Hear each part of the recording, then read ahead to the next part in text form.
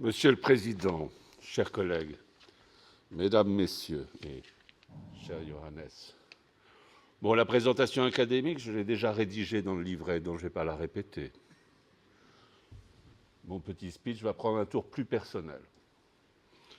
C'était il y a 25 ans, quelques semaines, quelques mois. Ça n'était pas à Mégara, faubourg de Carthage, dans les jardins d'Hamilcar. Je ne sais pas pourquoi Flaubert m'est venu à l'esprit. Mais c'était à Munich, faubourg de Munich, dans le château Nymphenburg. On fêtait là le jubilé du constitutionnaliste Ernst Wolfgang Böckenförde, à l'occasion de son 70e anniversaire. Et lors d'une pause café, un inconnu se dirige vers moi, d'un pas sûr. Elle me dit « Sie sind doch der Professeur Jouan-Jean ?» Je traduis. « Vous êtes bien le professeur Jouan-Jean ?» Je crois avoir répondu « Ya », je traduis, oui. Et c'était toi? C'était toi?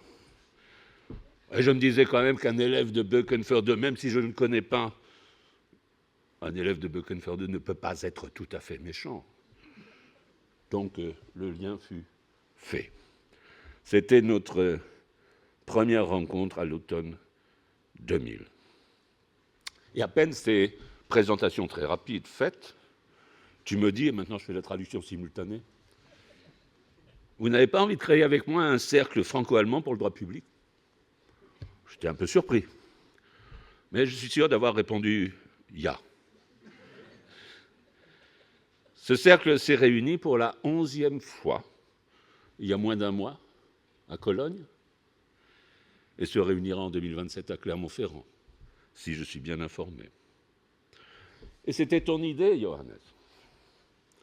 Une idée qui dure et qui offre à la discussion franco-allemande un cadre informel d'abord, c'est très important, convivial, amical même. C'est bien pour cela qu'elle persiste dans son être, cette idée-là.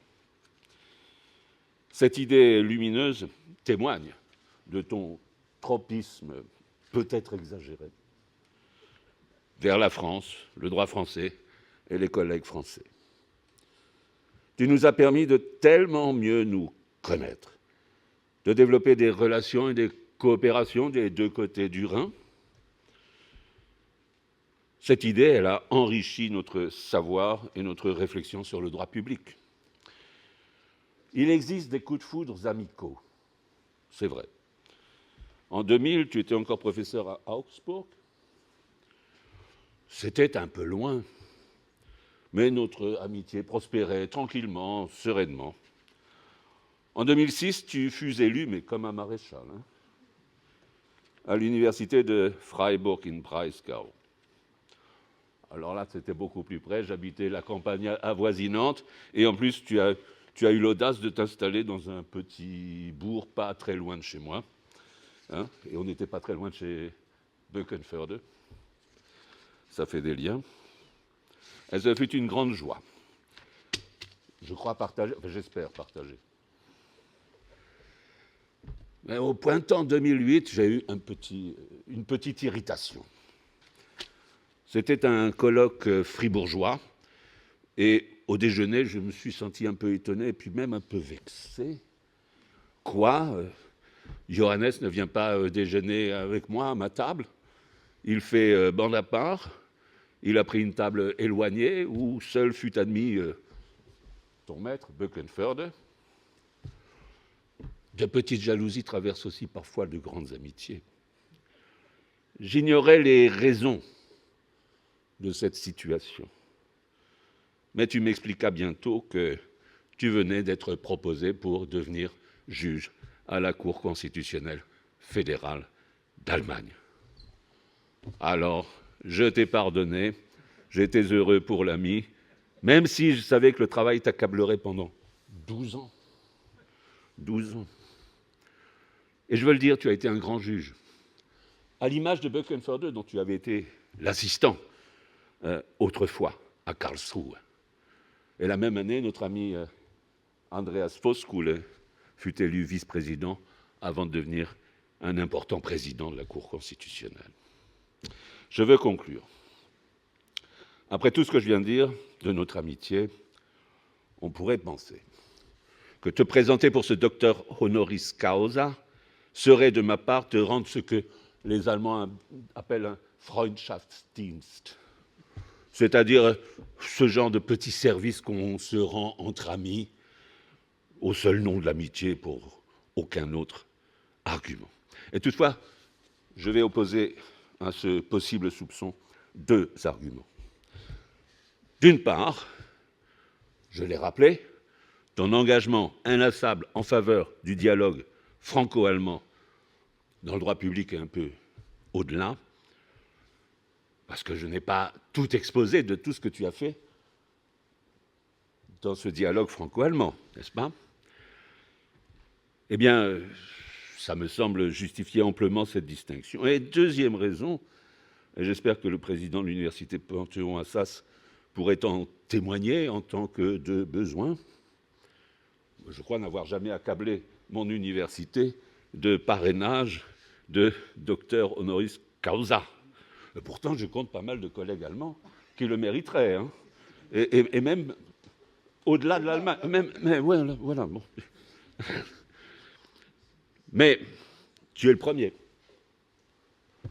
Vu mon âge avancé, probablement le dernier. Pour cette simple raison, te conférer ce titre de la part de la plus prestigieuse université juridique française, bon, c'était une pure et simple évidence. Merci.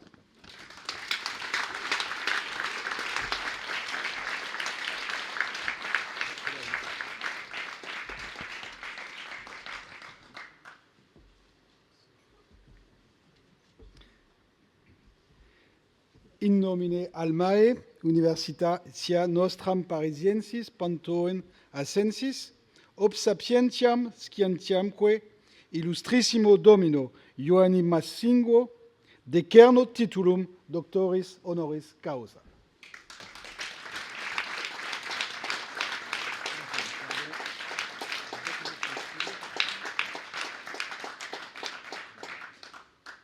Toutes mes félicitations. Merci. Merci.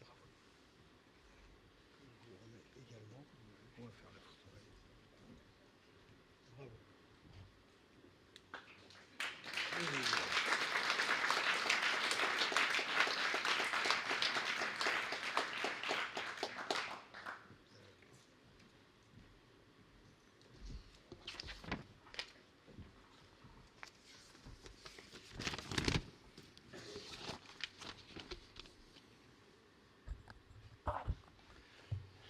Monsieur le Président, cher Olivier, chers collègues, mesdames et messieurs, je commence très simple. Merci.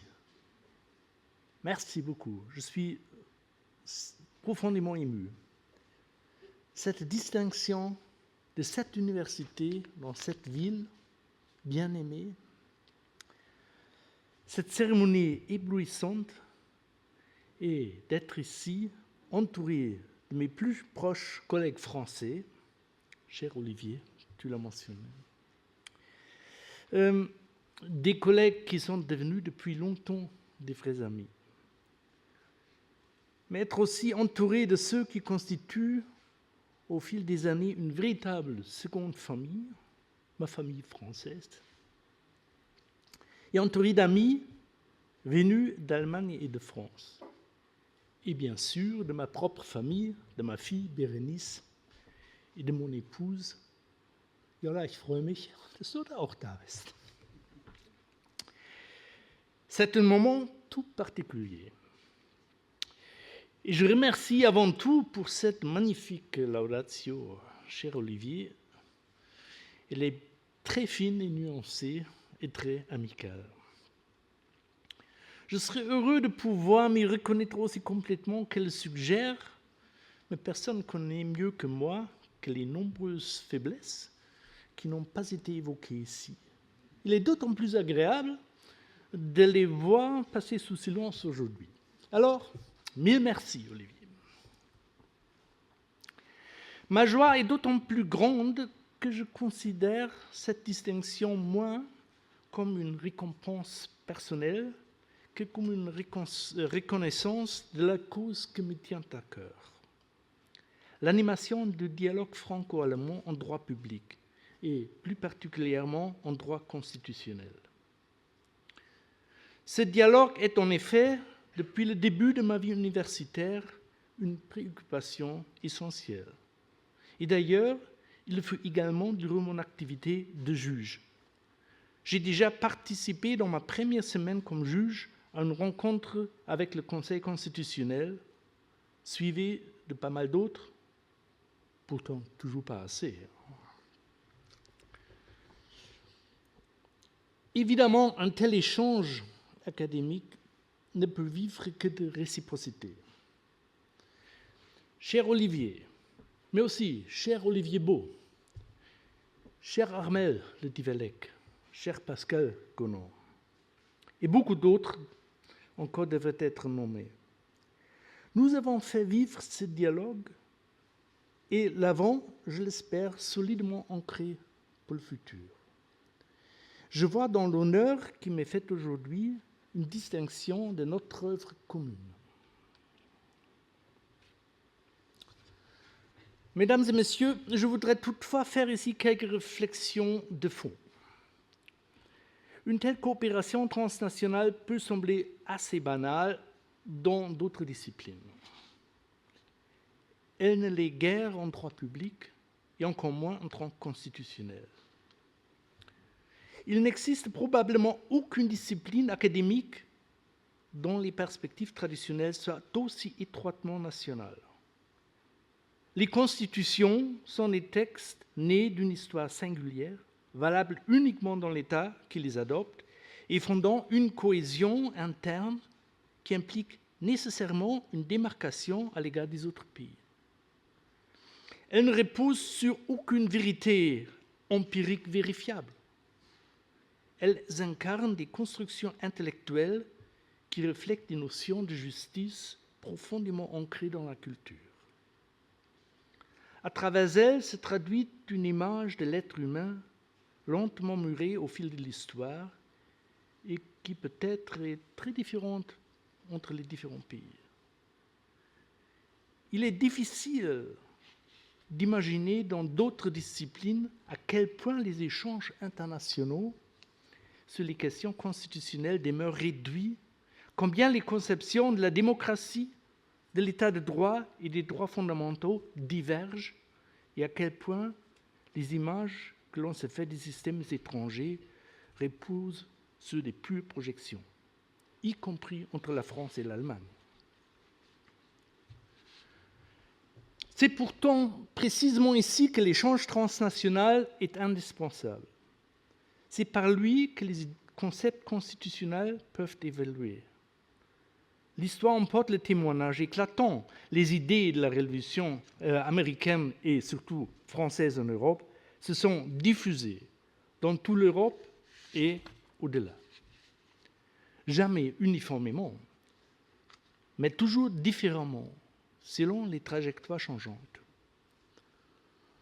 Dans la dialectique d'idées communes et d'élaboration contingente, elle continue de façonner nos sociétés et se trouve aujourd'hui, en tant que telle, de nouveau fragilisée à l'échelle internationale. Face à ces pressions, l'échange entre les pays est plus vital que jamais. À vrai dire, je suis très occupé par l'évolution politique du monde. L'invocation des intérêts nationaux, en réalité ceux de quelques rares personnes, et le recours à la force brute pour les imposer menace les fondements de nos ordres constitutionnels. Il nous faut comprendre que nos constitutions ne sont pas neutres. Elles reposent sur la liberté et l'égalité, sur les droits fondamentaux et la séparation des pouvoirs. Elles ont un fondement idéaliste. Dès lors, la démocratie n'est pas la règle de la majorité pure. Elle est la majorité qui reconnaît la liberté et l'égalité. Elle est donc exigeante. Elle suppose, pour assurer, d'être comprise et portée par une large majorité. À l'heure où nos sociétés se fracturent, cela devient de moins en moins assuré. Le droit constitutionnel, qui est par nature un droit de communication, se trouve ainsi placé devant des défis particuliers. Il doit trouver la force de rendre des fondements compréhensibles tout en veillant à créer des structures capables d'agir. Il doit ainsi aussi faire une place à la logique de la politique et du pouvoir, à l'émotionnalisation des masses. Une lourde marche d'équilibriste. À cela précisément, un dialogue transnational peut et doit contribuer. Il ne vise pas l'alignement, il vise la compréhension mutuelle des différences, afin qu'un esprit commun devienne visible derrière elles et soit renforcé. Il aide à reconnaître les marges de manœuvre et à comprendre les limites sociales. Cela est particulièrement vrai dans la relation entre la France et l'Allemagne. Si l'Europe veut affirmer ses convictions libérales, qui incluent ici un profond sens de la justice sociale, si elle veut s'affirmer face à la Chine, face à la Russie, et peut-être un jour face aux États-Unis, la France et l'Allemagne doivent se tenir dans un échange ouvert et empreint de compréhension. Nous, juristes universitaires, et finalement même en tant que juges, n'avons pas de pouvoir politique. Les temps présents nous le rappellent avec éclat.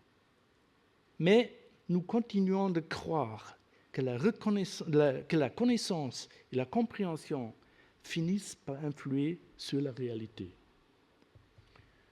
C'est à cela que j'essaie de contribuer et voir cet engagement couronné aujourd'hui d'une dissection aussi prestigieuse me réjouit de fond du cœur. Mesdames et messieurs, un dialogue transfrontalier ne peut réussir que s'il est porté par l'amour de l'autre pays, c'est-à-dire de ses habitants. Tout commence par la rencontre personnelle. J'ai déjà mentionné mon ami, cher Olivier, mais pour moi, même avant notre rencontre, ce fut ma famille d'accueil qui m'a offert, dès ma jeunesse jusqu'à aujourd'hui, un foyer en France, un chez-soi, comme M. Cartwright, les bons disaient. Alors, Cartwright, je crois.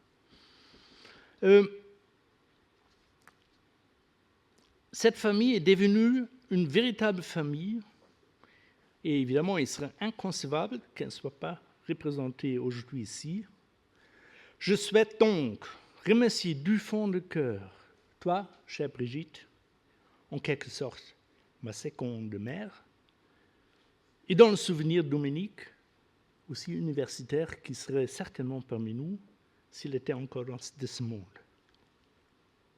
Et je souhaite également te remercier, toi, cher Nicolas, mon quasi-frère. Et je vous remercie également au nom de nombreuses autres personnes qui me lient à la France, quelques-unes présentées ici. Le doctorat honoris causa qui m'est décerné aujourd'hui est en quelque sorte aussi le vôtre. Merci.